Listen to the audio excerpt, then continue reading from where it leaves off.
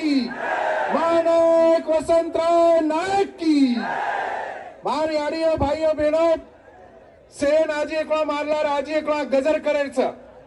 आरक्षणाचे जनक छत्रपती शाहूजी महाराज की, अहिल्याबाई होळकर की, डॉक्टर बाबासाहेब आंबेडकर की,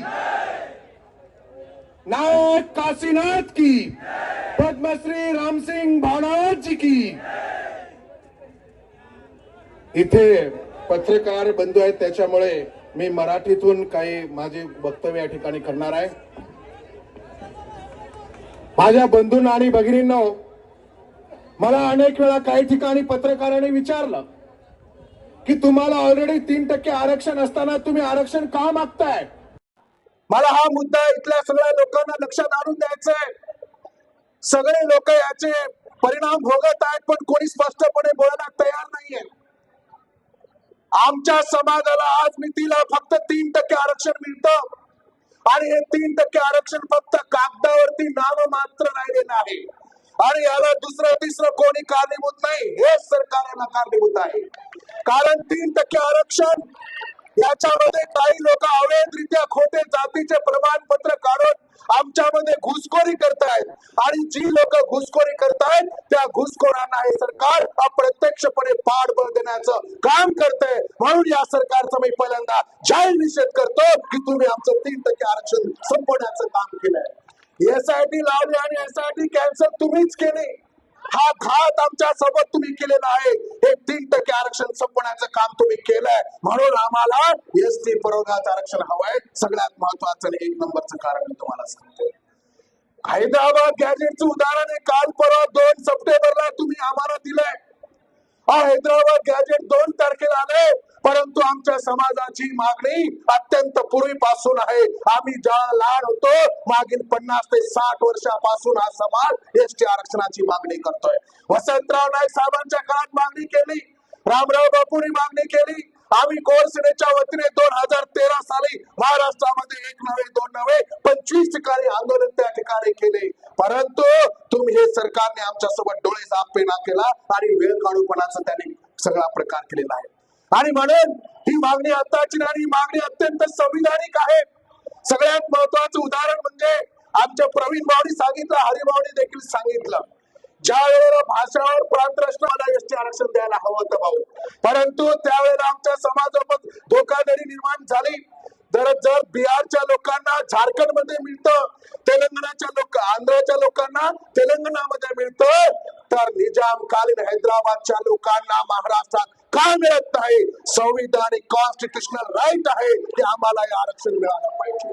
आणि महाराष्ट्र सरकारला मी सांगू इच्छितो, तुम्ही जर मराठा समाजाला जर हैदराबाद गॅजेटच्या आधारे आरक्षण देत असाल, तर त्याच हैदराबाद गॅजेट मध्ये 1909 आणि 1928च्या गॅजेट मध्ये पेज क्रमांक 24 वरती ॲबॉरिजिनल ट्राईब असा या समाजाचा उल्लेख त्या ठिकाणी आहे।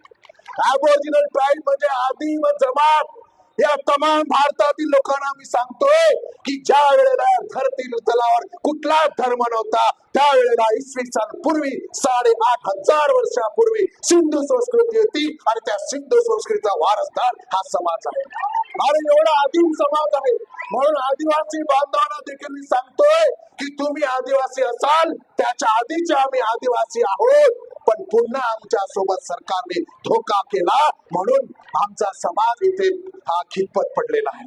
मारी भाई बहनों, तुम्हाला एकच सांगतो की या सुप्रीम कोर्टचा एक जजमेंट आहे, ऑगस्ट 2024चा सुप्रीम कोर्टचा जजमेंट आहे की एससी आणि एसटी प्रवर्गामध्ये उपवर्गवारी करून आरक्षण त्यांना देता येतं। या धर्तीवर या भारत सरकारला आमची मागणी आहे, आम्हाला दुसऱ्याच्या ताटातलं नको। हा समाज दुसऱ्याच्या ताटातला खाणार नाही, हा समाज शिकार करणारा समाज आहे।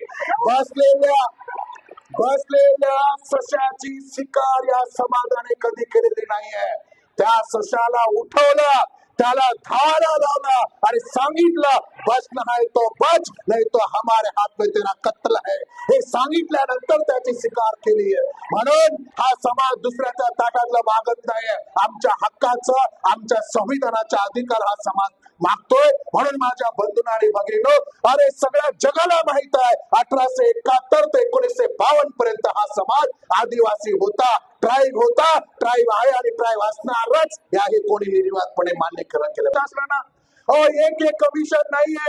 अहो इदाते कमिशन असेल, खाडे कमिशन असेल, भाटिया कमिशन असेल, अयंगार कमिशन असेल, DNT कमिशन असेल, एवढ्या सगळ्या कमिशनने या समाजाला एसटी आरक्षण द्यावी म्हणून शिफारसी केलेल्या आहेत. तरी देखील तुम्ही जर नाटक करत असाल तर लक्षात घ्या, तुम्ही आता हा समाज जागा झालेला आहे. हा समाज साधा भोळा राहिलेला नाहीये.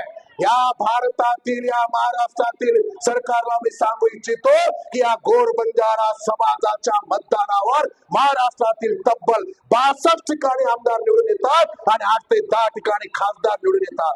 आणि या 62 आमदाराला आम्ही आमदार करू शकतो, 8 ते 10 खासदार आम्ही खासदार करू शकतो. जर तुम्ही आम्हाला आरक्षण दिलं नाही तर या आमदाराला खाली सुद्धा आम्ही खेचू शकतो. ही तुम्ही गोष्ट लक्षात घेतली पाहिजे. आणि एवढंच नव्हे, तुम्हाला सगळ्यांचा माझ्या बंधू आणि भगिनींनो, जास्त वेळ वाट बघण्याची गरज नाहीये.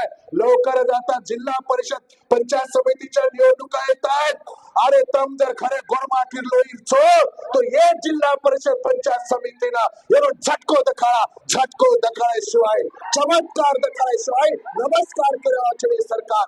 आणि म्हणून सद्गुरू सेवालाल महाराजांनी सांगितलं होतं, गोरमाटीत सांगतो माझ्या भाऊ, सद्गुरू सेवालाल महाराजांनी सांगितलं, गोरमाटीत म्हणतात जे मानेव न म्हणाव. काय कसं सेवालाल, जे मानेव न म्हणाव आणि जे मान कोणी ओर सारो हाते भुगळ्यावर सोटालो करण केलेलं. आणि म्हणून या सरकारला मी सांगतो की आमच्या हातामध्ये सेवालाल महाराजांचा भुगळ्याचा सोटा जर हातात घेतला तर तुम्हाला पळता भुई कमी केल्याशिवाय समाज राहणार नाही. म्हणून त्याआधी तुम्ही आमचं आरक्षण आम्हाला दिलं पाहिजे. आणि म्हणून या शासनाला सांगतो, अहो या समाजाचे हाल अपेक्षा तुम्ही का बघत नाहीये. मला सांगायचं आहे, दिवाळी जर झाली तर कुठल्याही तांड्यात जर आपली तांडा हा रिकामा झालेला असतो. कोणी ऊस तोडीसाठी बाहेर जातो, कोणी बांधकाम मजुरी करण्यासाठी मुंबई पुण्याला जातो, पोटाची खळगी भरण्यासाठी हा समाज आज देखील रात्रंदिवस त्या ठिकाणी झटत आहे, त्या ठिकाणी वनवन भटकतो आहे. आणि म्हणून या बंजारा समाजाच्या सगळ्या माता भगिनींना, बंधू भगिनींना मला सांगायचं आहे की आपल्या मुलाला जर ऊस तोडी पासून थांबवायचं असेल, आपल्या मुलाला जर दुसऱ्याच्या हाताखाली मजुरी म्हणून काम करण्यापासून थांबवायचं असेल, बांधकाम मजूर म्हणून काम करत थांबवायचं असेल, तर त्यासाठी एकच पर्याय आहे, ते म्हणजे एसटी आरक्षण. आणि म्हणून इथल्या राजकीय लोकांना देखील मी ताकीद देतो की जो गोर बंजारों की बात करेगा वही हम पे राज करेगा, नहीं तो कुर्सी खाली करेगा. म्हणून मला सांगायचं माझ्या बंधू आणि भगिनींनो की आमच्या सोबत जेवढे आमदार आहेत, खासदार आहेत, अनेक लोकांनी त्या ठिकाणी समर्थनाचे पत्र दिले, परंतु हा समाज आता साधा भोळा बाबडा आलेला नाहीये. केवळ समर्थनातून काम भागणार नाहीये. या आमदारांना, खासदारांना आम्हाला सांगायचं आहे की तुमची जागा तिथे मंत्रिमंडळात आणि संसद भवनामध्ये आहे. त्या मंत्रिमंडळामध्ये तुम्ही आमच्या मागणीसाठी झगडलं पाहिजे, त्या संसद भवनामध्ये तुम्ही आमच्या मागणीसाठी झगडलं पाहिजे. जर तुम्ही झगडणार नसाल तर तुम्हाला देखील तुमची जागा आम्ही दाखवल्याशिवाय राहणार नाही. कारण म्हणतो नेमकेच मार यारी भाई बहनों, ये लोक आंदोलने ती चमकेली धाने वर खाडो. आंदोलन मोर्चाला कोणी भीत नाही. हे जर भीत असतील तर फक्त मतदानाला भीतात. मतदानाला या मतदान रूपी शस्त्राचा धाक ज्या वेळेला आपण यांना दाखवू त्याच वेळेला आम्हाला आरक्षण मिळू शकेल, अन्यथा आपल्याला आरक्षण कोणी द्यायला तयार नाही. लक्षात घ्या. आणि म्हणून मला तुम्हाला सांगायचं आहे की हुजरेगिरी, चाटुगिरी आता बंद करा आणि फक्त जो कोणी आमच्यासाठी लढेल त्याच्या पाठीशी खंबीरपणे उभे राहायचं आहे आणि पुढे करायचं बंद करायचं आहे. आणि कुठल्याही परिस्थितीमध्ये आपल्याला आरक्षण मिळवूनच राहायचं आहे, अन्यथा आपल्याला जगणं कठीण होणार आहे. माझ्या पायनो अनोखे माचा एक घडी सो घडी मारच, एक घडी सो घडी मारच आणि घडी डगर घी तो पिढी डगर जावचं. मार याडियो भाईयो बहनो, आसो नको कनाय आवळो छेडी मार તમે हात जोडेल बघून पडेल विनंतीचा, तमार बेटा करन, तमार भाई करन, तमार सगाशळ करन की आपापसे बाहेर मतभेद छोड़ दो, पक्ष पार्टी मतभेद छोड़ दो, ग्राम पंचायत इलेक्शन मतभेद छोड़ दो, संगठन मतभेद छोड़ दो, दुनिया पर लड़ाई छोड़ दो.